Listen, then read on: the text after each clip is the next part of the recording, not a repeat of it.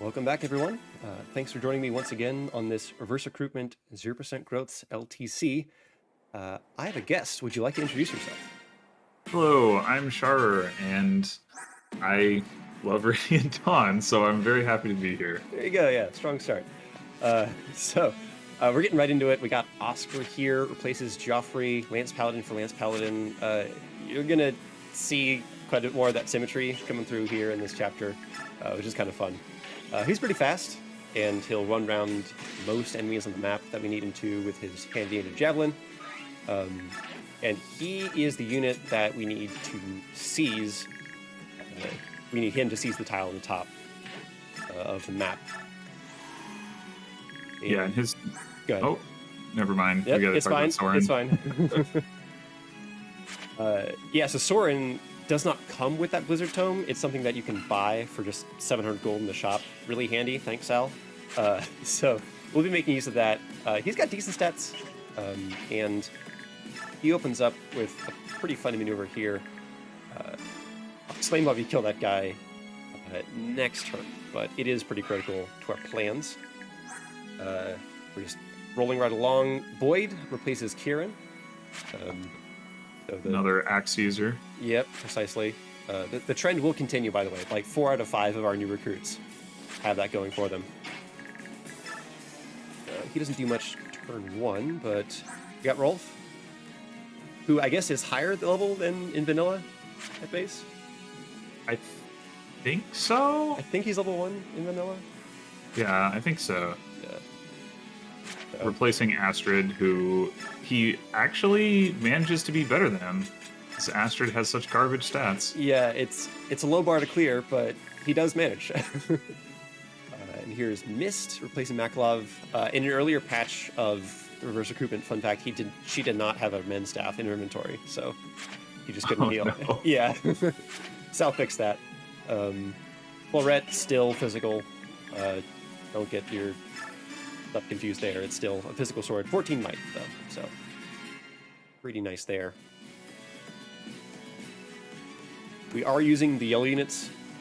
We'll need them to shield some of our weaker allies as we kind of just charge forward. Obviously, we don't have time to fight all these enemies, like, who does? But Yeah, so while we're watching this, I wanted to give a shout out to Oscar's max skill, which I think probably lets him do some stuff that Joffrey couldn't do, or at least couldn't do as reliably in vanilla with the Javelin. yeah, 24 skill is really nice. It comes in handy in more ways than one. You'll see why in, I guess, next turn. But yeah, it does give him pretty reasonable hit rates with that Javelin against lots of enemies. So, He's also a little bit faster than Joffrey, which I'm guessing is going to come up in 3.9, but we're a ways away from that. yeah, that is a good point. I think Joffrey is around 20-ish speed in vanilla. 20, 21 maybe. I think yeah, that sounds right. Mm-hmm.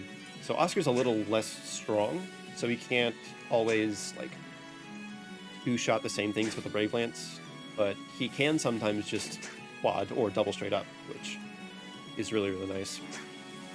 Right. Yeah. For now, 23 speed is beating pretty much everyone we're fighting until the boss, but the enemies do scale later.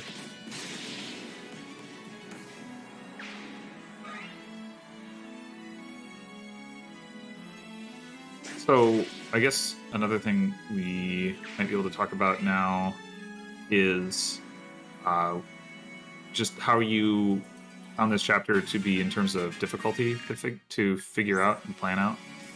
Yeah, I think we might say that for the next enemy phase, because let me explain why we had to kill the Myrmidon first, turn 1. Oh yeah. Yeah, as Rolf one round something, yay! Yes. So if the Myrmidon had lived, he would have attacked oh, hold on. This is the thing about not scripting, is that I have to like react to things as they're happening, and Yep. wait for it. Woohoo! Arm scroll. Yeah, I didn't anticipate getting that. I like totally forgot I was there, and then like you can see my reaction in battle saving for that. Right, so the Myrmidon would have ended up here where Boyd is. And we need that spot because we need Ulki to rescue him and then proceed straight forward. Give you guys 3 guesses what his job is. Yeah, so if the Myrmidon lived, like, from attacking that Lance Paladin down there, he would block our spot. So we use the Blizzard to just remove him right there. Okay, now we have time. So difficulty. This was definitely one of the more difficult chapters, especially in the context of what we've seen to this point. Like, we've seen a couple of maps that are a little complex, but that's because, like, the turn floors are not that interesting. Like the defend maps where lots of nothing is going on. But in this case, I had to figure out, like, okay, where do I make the yellow units target? Because they have important jobs of, like, shielding Rolf here, you can see. And that takes trial and error, really, of just figuring out, okay, if I put the marker here and try that out, does that help? You know, does it not only protect my units, but also let them move forward and not, like, have enemies block certain important spots? Mm. And speaking of protecting your units... Oh, yeah. Rolf is sweating. Yeah. Yeah, the bishop distracts that guy here, but honestly, the fighter probably had more accuracy than that soldier. Or, sorry, fighter probably had less accuracy. Right, it might have actually been better if the fighter had attacked. Yeah. Yeah, if the yellow paladin had, like, lived another hit, he would have helped Rolf more reliably. Mm. And then, did Rolf dodge any hits other than that last one? Yes, he dodged another one. He dodged 2 that turn. So, you know, not the greatest reliability for Rolf there. You know, you take what you can get. And that,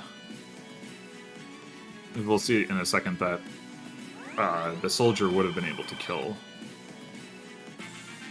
Yeah, at the moment I was recording, I was like, could that have killed? And then I look, I see 23 attack, 13 defense, 10 HP. I'm like, yep, that could have killed. Yeah. And the hit is 111 versus 67 avoid, or 61 avoid. So it was a literal coin flip for Rolf there at the end. We made it. Yep, we did. So Joffrey was able to lure in those crossbow dudes, which is a big one. Obviously they'd be able to one-shot Ulki. And they're just pretty bulky, so they're hard to kill just on player phase, too. Mm-hmm. Did I say Joffrey? I meant Oscar. You did. Okay. Thank you for being gracious. Yeah, and we used the Javelin there, which didn't kill some Cavaliers, but we wanted the accuracy against the Warriors, because they're way more important than those Cavaliers, which just, even if they live, they just kind of go off and do their own thing. Alright, so this target was a little tricky to figure out. It's mostly about getting those red units to not block Soren in particular. We'll see why in a bit.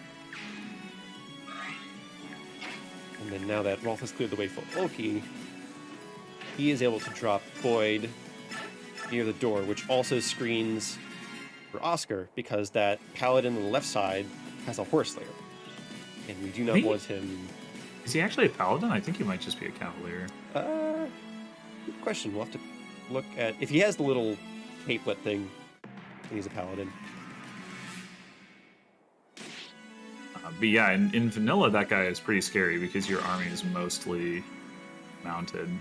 But here it's easier to just let him attack somebody else. Mm-hmm. All right, raise your hand if you've seen this song and dance before. Yeah. Pass the duchy. Yeah.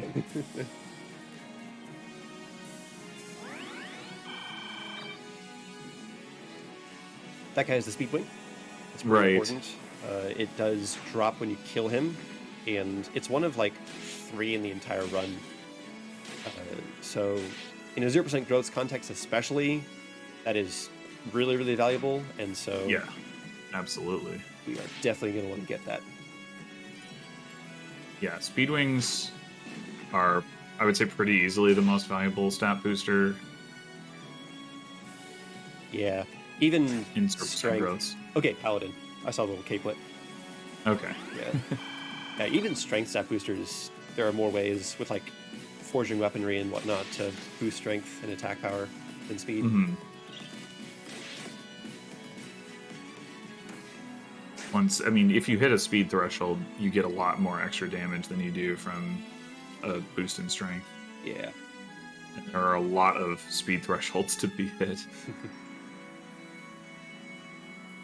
Okay, winding down, so we're about to get to where the magic happens here.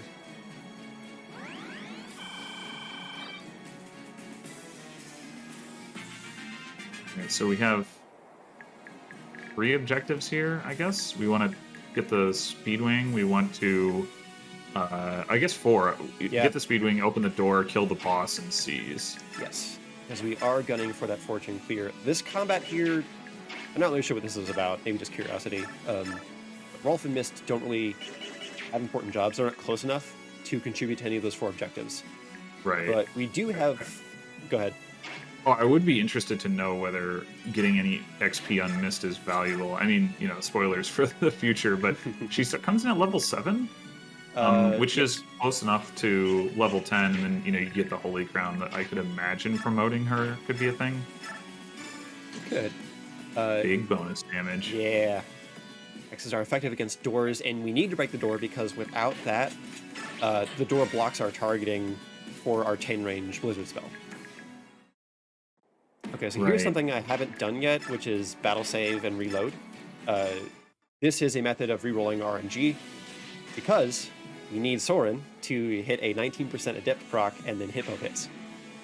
At 76%. Yep. So that's one action to kill the boss. That's one objective down. More reliability as we skip 2 hours of real time into the future. Blink and you'll miss it. 3% crit. The Soren Good chances, but yeah, but I was dedicated. I wanted to do it. And with that, we have achieved our final objective. Oscar has just enough movement to make it and seize, and we clear 2-3 in 4 turns. in a way that I don't think is possible in vanilla.